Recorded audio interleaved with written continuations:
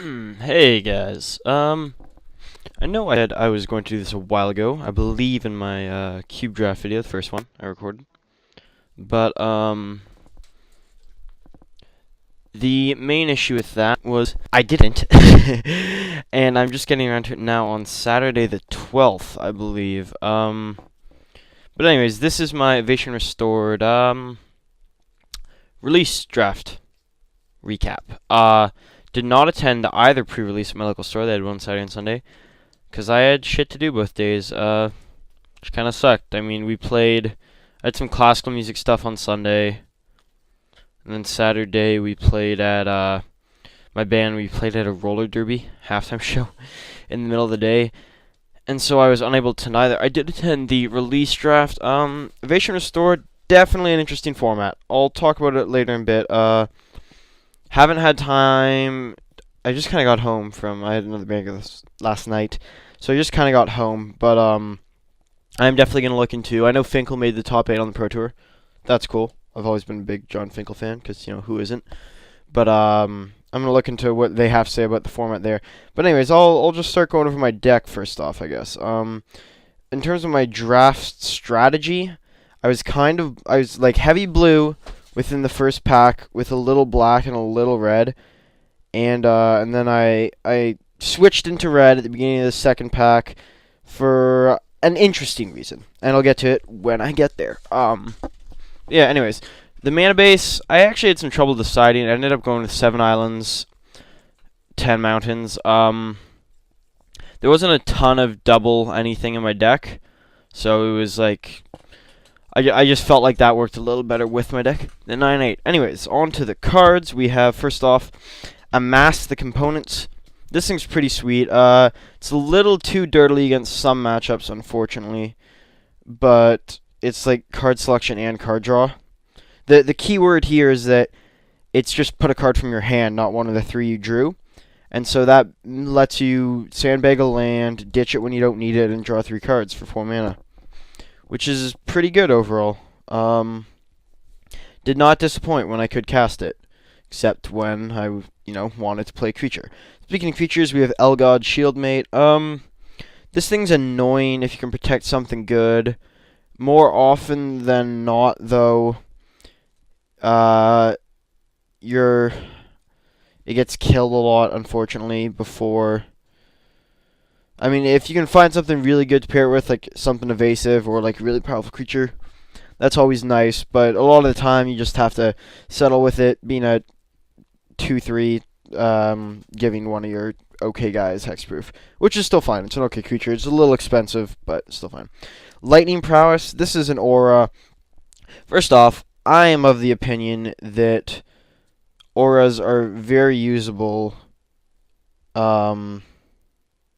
Within this format, I mean, there's not a lot of hard removal. There's only one piece of bounce at common, I believe. I think Mistraven's only one. The one that bounces both players' creatures might be common, but it's hard to remove auras from your guys, and Lightning Prowess is a very powerful one. It gives you guy haste if you're doing this late game and you guy can't ping yet, which is kind of cool. Lets you get more value out of it. A lot of X1s you like to kill in this. Pretty sweet with Tandem Lookout. I'll get to that later. But yeah, I'm a big fan of Lightning Prowess. I think auras have some potential in this format for sure. Crueen Striker. This thing is savage with Thatcher's Revolt, but a lot of things are savage with Thatcher's Revolt. That's why that card's very good. But yeah, this is just a good card to have in aggressive decks. It's not like like I remember I was thinking between this and like Wingcrafter in deck building, because I ended up cutting Wingcrafter, and I was like, well, Wingcrafter gives you kind of like more long-term inevitability, but like, and it'll live for longer. But Crueen Striker, sure, you're probably just gonna hit with it once and it's gonna die, unless they have stone nothing. But like, you're killing probably at least one of their guys and trampling over for some damage. That's easily good enough for me. Like, I don't have a problem with this thing being like removal plus damage a lot of the time. Yeah, a lot of the time basically ends up you drop some creatures, you swing, and it's like opponent sacks creature and takes 1. Yeah, that's totally fine with me. I mean, it's a really solid aggressive creature. When you're dropping multiple creatures a turn, it gets pretty ridiculous, and it definitely puts your opponent in a place where he has to block, pretty much. Gang of Devils, I think I took this over something a little cheaper because it was a foil, and the foil looks sweet. But 6-drops aren't great. I made sure it was the only 6-drop in my deck. I found that to be important. Didn't want to load up too much at the high end, but a Forked Bolt is not something to scoff at when it dies. I mean, it can do a lot of stuff. If you're like playing black-red and you have ways to sack it, that seems pretty good as well. In my deck, though, it was just kind of a big old dude. I gotta be BM 1 second. Okay. And Mad Prophet. I have 2 of these guys, and I actually had 3. I left one in the sideboard because I figured that might be a little too much Mad Prophet. Like, I had a lot of card draw, card filtering. I mean, these guys are pretty good. Having to discard the card first, if it wasn't part of the cost, it would be ridiculous because you could draw on an empty hand. But having haste is really nice because it costs 4 mana on your looter. It beats pretty well as well. Like, there are definitely times where I just attacked with this. And it still pitches lands about as well as a regular Merfolk looter, so it's fine that way. Heirs of Stromkirk. These guys seem like a really powerful 4-drop. I mean, there's that one guy, the Artifact 2/1 First Strike that kind of shuts him down, Defender, for 2. But, like, other than that, there's not a lot of Artifact creatures in the format. I don't think, at least playable ones. And so if your opponent's not playing red, these guys beat down pretty hard and get big pretty quick as well. So I have 2 of them actually. Let me pull the other one out of the deck so I don't have to talk about when I get. There we go. Yeah, they were pretty good all weekend or all day. Crippling Chill. I might actually like this one a little more than Frost Breath. A lot of the time with Frost Breath, I mean, like, tapping down 2 guys was nice, but a lot of the time you wanted to tap down 1 dangerous guy, and the other thing was just kind of bonus, or you were just trying to get in with a lot of dudes, and I just kind of like the card draw on this. It's a nice effect. I mean, yeah, I'll talk about some work it did later, I suppose. Tandem Lookout. This might be my favorite Soulbound guy, because I just love drawing cards. He's not that big himself, but if you throw Lightning Prowess on him, he doesn't really need to attack, and so you can just attack with other guys. If they die and don't get through, play a new guy, make them Thieving Magpies. Like, big fan of him. Riot Ringleader. He is strictly worse than Hamlet Captain, but it also feels like he feels a little better than Hamlet Captain somehow. Like, I don't know. Like, well, obviously Thatcher's Revolt is very powerful, but just even in just the red decks in the format, this guy seems really good, and I will not be unhappy to play him usually. Fervent Cathar. This thing I actually like more than Crossway Vampire. 2/1 versus 3/2. Yeah, you're losing something there, but the mana cost is easier, and this guy has haste, which makes you know those like awkward times where you just have to play Crossway Vampire and it would do nothing, like on an empty board or like just your opponent has 1 guy. This guy beats in on the turn he gets in, which is kind of sweet. I like that. Kessig Malcontents. These guys aren't great. 3/1s are good at beating down, but if they have blockers, not so much. With Thatcher's Revolt, if you have 6 mana, it deals them quite a bit of damage. But even if you just have guys on the field, like, just having the bonus of dealing damage, I like that a lot. I'm going to throw this card to the very end to talk about, I think. Okay. Next up, we have Thatcher's Revolt. I had 2 of these things, and they're awesome. I mean, there's some... I'm going to talk about it in my last of the 4 games, about what these guys did. But, oh, man, it's just such a fun card. Like, there's so many interactions. If you are really behind, it can be not that great. Like, I did pitch one to Mad Prophet at least once, but like if you're ahead, there's almost no better card. Like, you just get in there. I don't think you unless you have a way to kill them that turn with like burn or whatever, you rarely play it on an empty board. But still, I will gladly take these, and there's an archetype that's really cool that I will get to when I talk about the 4th game. Thunderous Wrath. This one's pretty sweet. I mean, in limited, 5 damage for 6 mana is totally fine, especially at instant speed. It ended me. I think it won me 1 or 2 games just burning them out. When you miracle it, if they have something, you know, a lot of the times. I actually cast this one less for miracle than my other miracle card, but you know, still really sweet. Definitely enjoy Thunderous Wrath and pick it highly. It's probably the best removal spell in the format, in common and uncommon. I mean, like, you get some crazy crap like Bonfire of the Damned later up, but, you know. My other miracle card, Vanishment. This one I miracled a lot more because it just felt worth it for the tempo to just throw whatever they had on top when you draw it, unless it's something totally useless. Still want to save it then.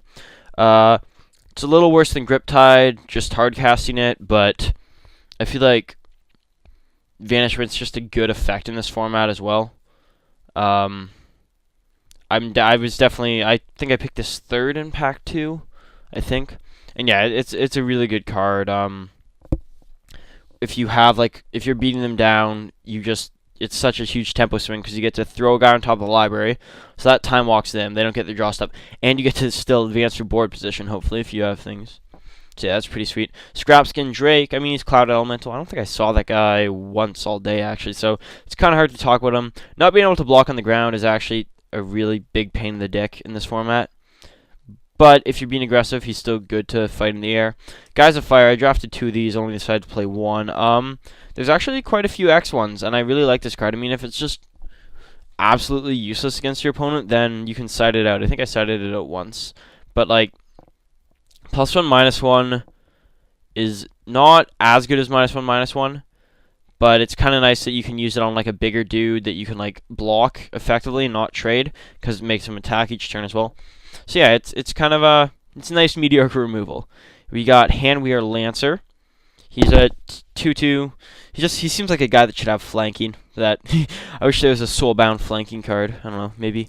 Ooh, custom set idea. Anyways, yeah, I like this guy a lot. I mean, First Strike's really good with all the high power red guys. Like, you put it on Crew and Striker, and that's just brutal. I did that once in the day, and I won shortly after. And, yeah, he's a good, solid red creature. Lone Revenant, this was my first pick in the draft. You would probably just play a 4/4 hexproof guy in blue. I mean, that's pretty good, but when he's the only guy on the table, you get to impulse every time you hit them, and that's like, I think he could be good. I was kind of looking at the black, like, solo type thing, because he's one of the best creatures to kind of run the, whole one creature homicidal seclusion game with, mostly because he's hexproof. So, like, you know, Demonic Taskmaster and Fettergeist, if they, like, defang them or get a tapper out, you can be in a lot of trouble because you can't advance your board properly, you've wasted a bunch of cards, and those guys still exist. This guy is hexproof, so they just kind of have to block him, and that's pretty sweet. Even just as and it also just helps you get in the game. Okay, sorry, I gotta BBM, but I'll respond to that after I'm done this.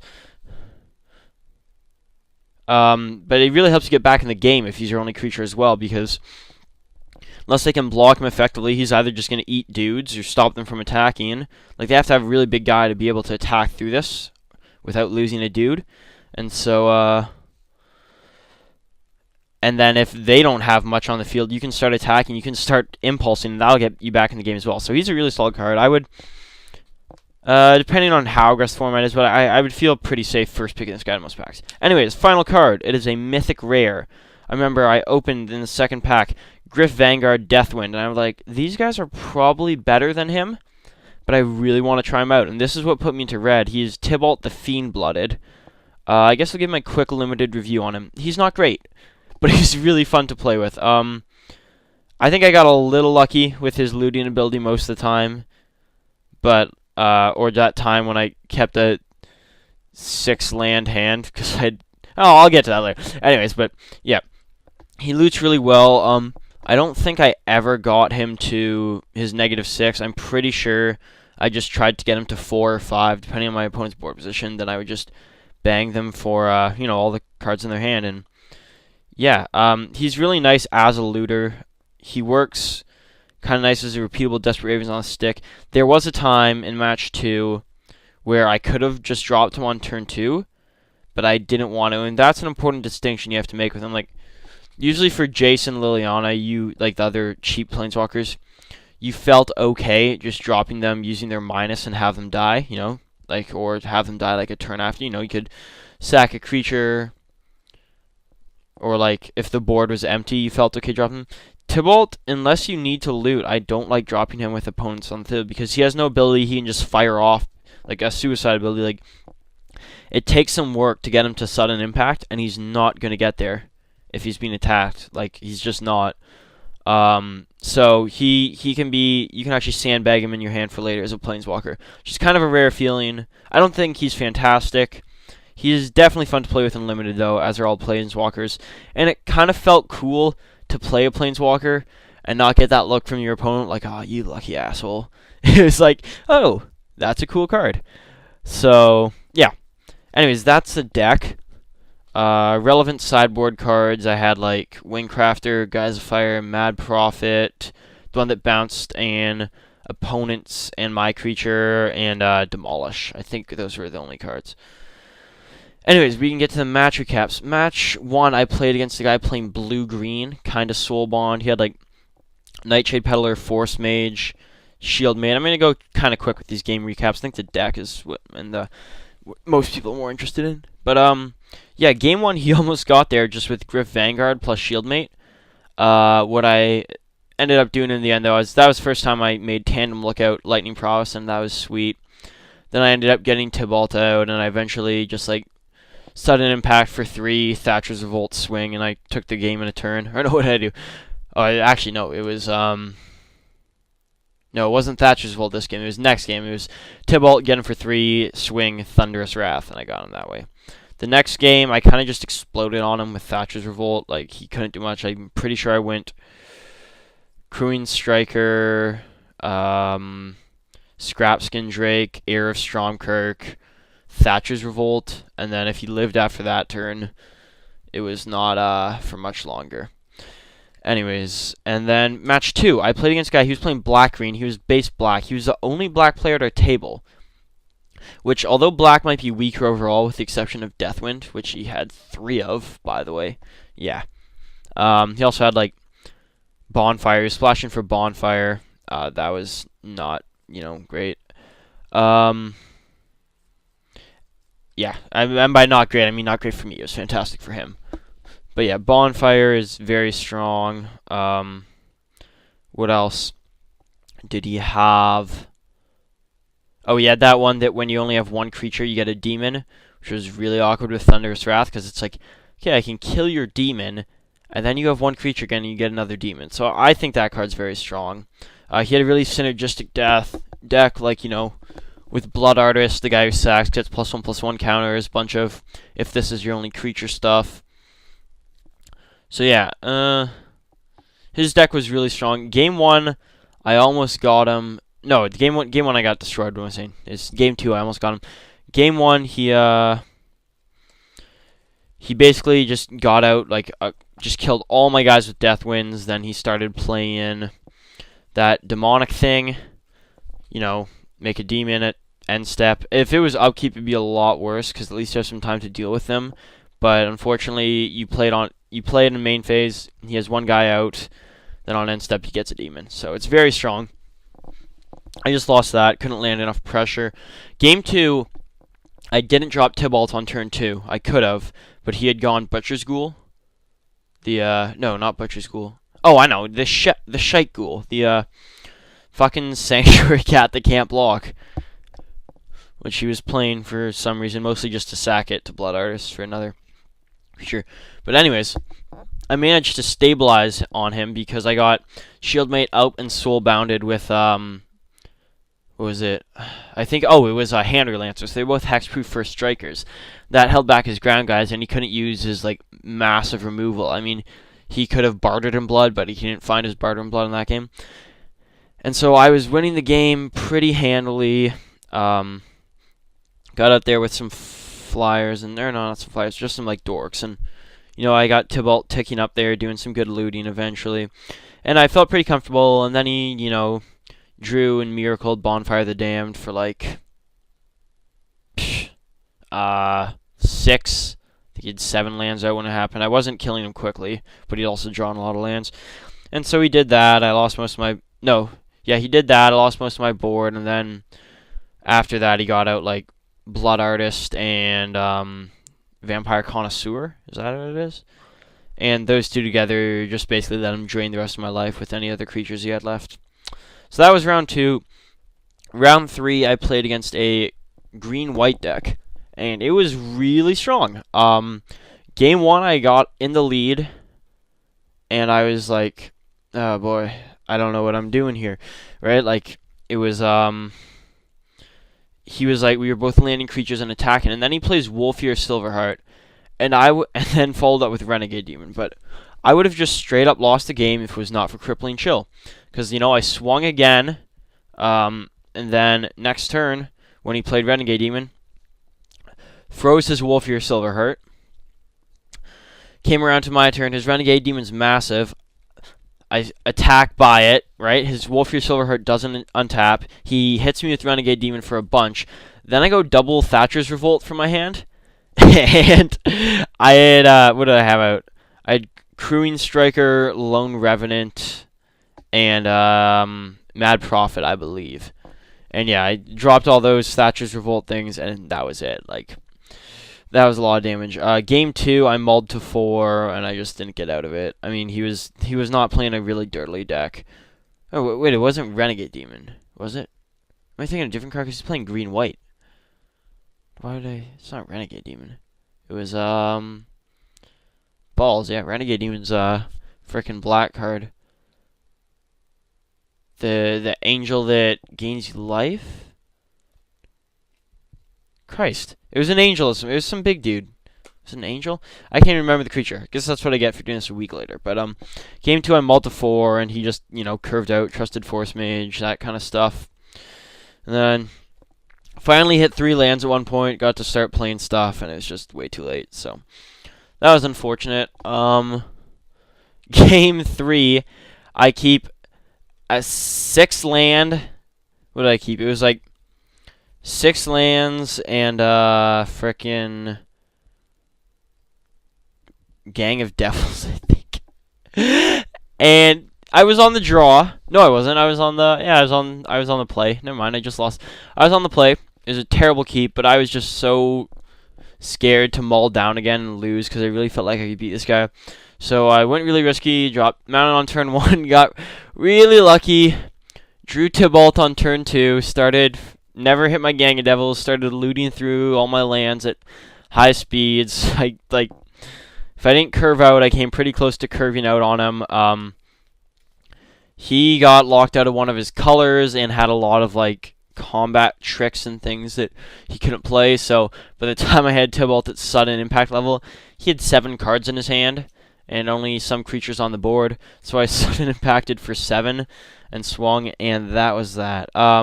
Match 4, game 1, my opponent, he was red-white, he played some guys, and I played some guys, and I had more guys, and I won by frickin' Thunderous Wrathing him to the face at the end. And I wasn't sure what his deck was doing, but I heard his deck was sweet early in the day, because the only thing he lost to was, I'm going to go off a tangent for a second. There was 2 guys who the only thing they lost to all day was Revenge of the Hunted, which is a stupid card. I really feel like if they wanted to take the whole Mythic Miracle, I really feel like it should have been Mythic. I mean, I understand. Actually, the guy had what's the 8 mana pseudo overrun as well. He had that in his deck as well, but Revenge of the Hunted is just worse than that because it's hard castable at 6. And you don't have to hit 8 to do it. I really wish it was Mythic. I understand they didn't have the room for it to be Mythic, but it's just not fun. Like, even if it was just frickin' Miracle Overrun, he'd be more okay with it, but it's even worse, to be honest. Like, because if you don't have lethal with Miracle Overrun, you're just like, oh, balls, But with this one, if you don't have lethal, you still get to eat, all their guys that are out and get in for a bunch of damage. And it's just not fun. So I'm done with that. Anyways, then in games 2 and 3, I mulled to 5 in both games 2 and 3, which really didn't help me, because he showed me what his deck can do, and it's a deck I really want to draft. It's basically a combo deck that just goes off with Thatcher's Revolt. Thatcher's Revolt is the most important card. Things like Crewing Outlaw and, Riot Ringleader, those are important too, or Crewing Striker, Riot Ringleader are important too, but yeah, I'd say the second most important card of that deck is Gold Knight Commander, because the big deal with this deck is that when you have guys out, once they start getting their toughness pumped with Gold Knight Commander, you just, usually you'd be like, oh shit, I'm going to get hit for a ton, but at least I can kill his non-Thatcher guys, and those will go away, and then maybe it can stabilize. But when you can't kill any of his guys, even his Thatcher's Revolt tokens, because of Gold Knight Commander, there's just nothing you can do. So yeah, I'm mauled to 5, and mauling to 5 is just not quite good enough when you need to really curve out defensively. I remember this is the game where I pitched Thatcher's Revolts to Mad Prophet because they just did nothing for me on defense. And yeah, I just really needed to get something out to stop his guys, and I couldn't. So I ended up 2-2 for the day, which isn't terrible, I suppose. I was a fan of my deck. It was a fun deck to play. My overall thoughts on the format is there's such stark contrast between the green-white or green-blue soulbound decks that just beat you down really quick, and the red-white